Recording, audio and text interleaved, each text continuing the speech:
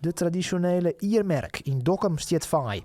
Joet wie in de binnenstad de 49ste editie van die merk. Maar of nummer 50 er komt, is nog maar de vraag. Er is verlet van vrijwilligers. En de organisatoren tinken onophouden. Het zit precies wat Joods is. Tinken erover om te stoppen. Iedereen kent om zijn gezoen het doen. En als er een paar mensen opstaan willen, dan willen we die begeleiden. Wil we ook nog wel verantwoordelijkheid nemen. Maar ja, we zien je eigenlijk nog wel een paar die meedraaien willen in dit leuke gebeuren. Maar als het hier niet in komt, dan kan het wel spannend worden. Nou, dan wordt het misschien spannend, maar dan gaat het naar een commerciële partij.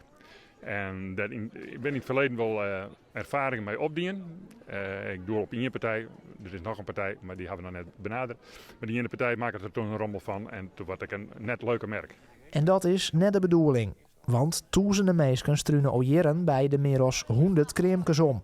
Ja, en dan ga je even een slagje om en dan kom je altijd weer met extra spul tussen waar je net op rekken had. Hè?